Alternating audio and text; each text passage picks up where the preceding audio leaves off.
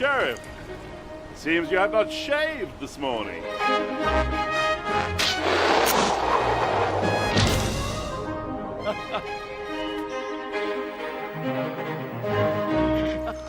Curses, Robin.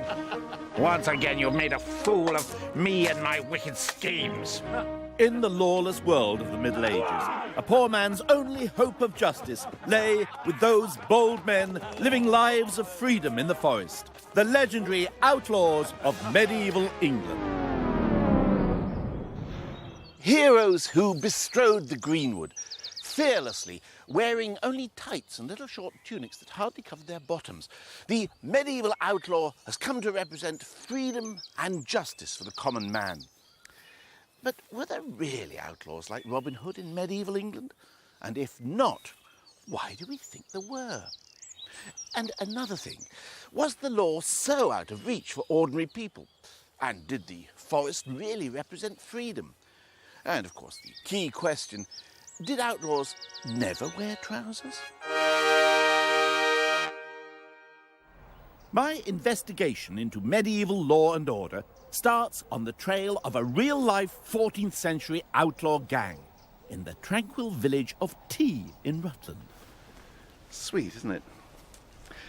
One afternoon in 1340, however, the peace and quiet of this little village was shattered by a dramatic shootout.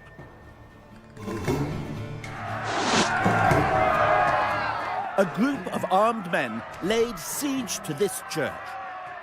After a ferocious battle, the rector, whose place of worship it had been for 20 years, was dragged outside into the street and beheaded. But the situation wasn't quite what it might seem. The gang of armed men who slew the man of God weren't the outlaws. They were supposed to represent law and order. It was the rector who was the outlaw. His name was Richard Folville, and he was a member of that notorious gang of outlaws, the Folvilles. A generation after their deaths, the Folvilles were celebrated as the kind of outlaws who righted wrongs. One chronicle tells how they took the law into their own hands and rode out to right injustice by force of arms. Folville's laws became a synonym for justified robbery. So were the Folvilles the real-life Robin Hoods? Well, it would be nice if they were, but I'm afraid not. The Folvilles were aristocratic brothers whose father was the lord of the manor of Ashby Folville. But why were the sons of nobility turning to crime? When old John de Folville died in 1310, he left his entire estate to his eldest son, which is what you did in those days. The younger sons were supposed to go into the church or join the army. In the Folvilles' case, however, there were another 6 brothers, enough to take a third alternative: form a gang and embark on a life of crime. According to local legend, this stone with its cross marks the spot where the Folvilles began their career as outlaws, for it was here that they helped murder a local bigwig. But you couldn't become an outlaw just like that. There were various requirements the Folvilles would have had to fulfill. The chief qualification for becoming an outlaw was failure to turn up for trial on 3 successive occasions. The Folvilles passed this test with flying colours. It meant that from now on they could practice as fully qualified outlaws, pursuing their trade of assault and robbery, extortion and kidnapping to fill their own pockets. And they weren't the only gangs of upper-crust gentlemen who terrorised the country. There was Sir William Chettleton's gang in Shropshire, Sir Gilbert Middleton's in Durham, and Sir Henry Leyburn's in Kent, not to mention the Cotterell gang, who sometimes joined forces with the Folvilles. These aristocratic gangs weren't robbing from the rich to give to the poor. They were career criminals with a network of spies and informers, and with political connections. John Bromyard, the Dominican friar and preacher, complained that England was more crime-ridden than any other country. mainly because of the gentry turning to crime or employing thugs to do their robbing for them. So if the outlaws actually were the bad guys, where does that leave their traditional foe, the sheriff? The wicked sheriff. Well done! You're finally learning how to treat these animals. Here in Sherwood Forest, the old melodrama is still being played out, to the delight of audiences. Isn't he tall? Don't you think he's tall? Now, undoubtedly, there were sheriffs who abused their power. One sheriff of Nottingham, for example, even ran a mafia-style operation in the 14th century, which involved his wife, clerk, and chaplain. But wicked sheriffs were the exception rather than the rule. There. I'm disappointed to have to tell you that the vast majority of sheriffs were pen-pushing bureaucrats, overloaded with work and constantly grappling with a stream of writs from litigious peasants or orders from central government. They were the one-man county councils of their day. We'll teach him some manners. Torturing peasants and oppressing the poor? Most sheriffs were too busy organising the Home Guard or tracking down regional cheeses for the royal household or a decent set of hunting dogs for the king. We like to think of this story of the outlaw as a black and white tale of goodies and baddies. The reality was less clear-cut. During the Middle Ages, the very notion of what an outlaw was changed dramatically, and so did the legal system the outlaws sought to avoid. In Anglo-Saxon England, people had been accustomed to administering the law themselves. It was sort of neighbourhood watch.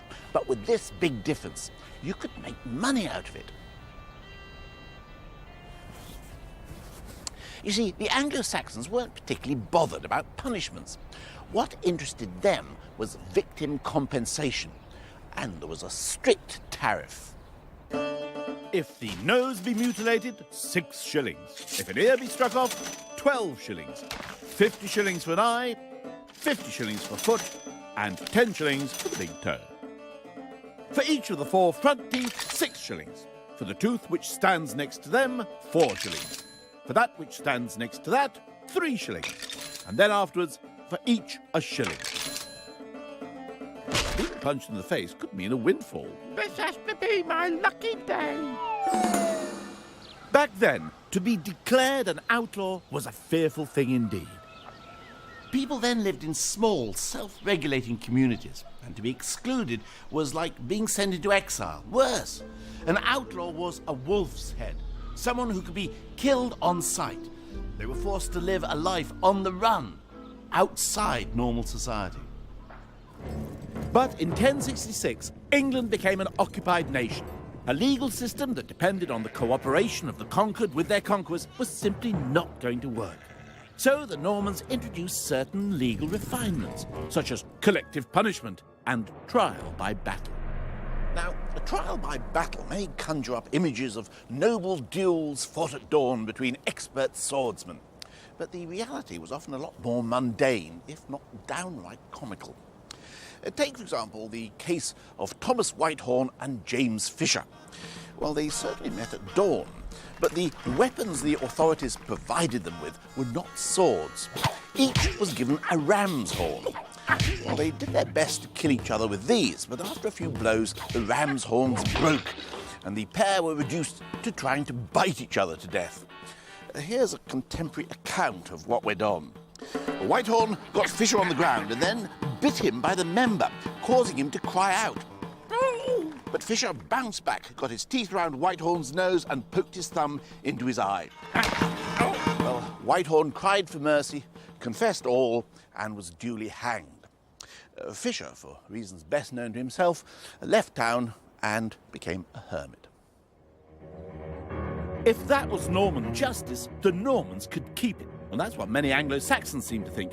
And they chose to be outlawed rather than stand trial. By 1150, the whole legal system had collapsed. So Henry II totally reinvented it, developing a legal process unique to England, which put power back in the hands of the local community. Trial by jury, but not as we know it. Medieval jurors weren't chosen for their impartiality, but on the contrary, they were chosen because they knew the people involved in the case. In 1344, for example, one of the Folvilles, Alice, was acquitted in the King's Bench by a jury specially imported from here, her home village of Tea. England wasn't lawless, it was the reverse. There were too many laws governing every little detail of life. But people quickly learned how to use the law to their advantage. The common man had no need for Robin Hood to fight his corner. He had lawyers to do it for him. And the records of these proceedings, some 700 years old, make fascinating reading. How would you compare people's access to the law in the Middle Ages with people today? They were extremely litigious. I mean, you think of modern-day America, and medieval society was using the law and aware of the law. Was the law expensive? Did it cost a lot? For poor people, there was a sort of primitive form of legal aid. You could also retain a lawyer by giving him goods in kind. We have a document here which shows us that this particular person retained an attorney, paying him in fromage et beurre, cheese and butter. Cheese and butter. I'll try that nowadays, you might get a short shrift. The royal court was the medieval equivalent of the Old Bailey. No matter how small the case, they're all solemnly recorded in meticulous detail. This is the rolls of the Court of Common Pleas, all the cases for the year in that court in London. This particular one's fairly long and involved. Richard Orring from Exeter has brought this case all the way to London, and he alleges that the defendant, Henry Hull, has used force and violence, vi et armis. He came into his garden with swords, bows and arrows. You can imagine the picture of this... It's a dramatic scene. Yes, Yeah. destroyed his grass, and when it boils down to it, he'd lopped off some branches and basically gone round and collected his hedge clippings. So it's a dispute about hedge clippings. It is, yes. With people rushing to court to sue each other over hedge clippings, more and more people were failing to turn up for trial, and consequently being outlawed for non-attendance. By the mid-14th century, almost everybody seems to get outlawed at some point in their lives. It was no big deal. It was a bit like having your credit card refused. As the threat of being outlawed diminished, it became harder to force people to stand trial. And that's why places like this were created. Prison. Not as a place of punishment, mind you, but as a means to force people to stand trial. Medieval prisons were privately owned and could be nice little earners. This one was built and owned by the Archbishop of York, and he made a packet out of it. Open for business in 1330, the prison at Hexham in Northumberland was the first purpose-built prison in England. Believe it or not, you had to pay to get into prison as well as pay to get out. Jailers brewed their own beer and sold it to the inmates, who also had to pay for their bedding, their food, their fuel and their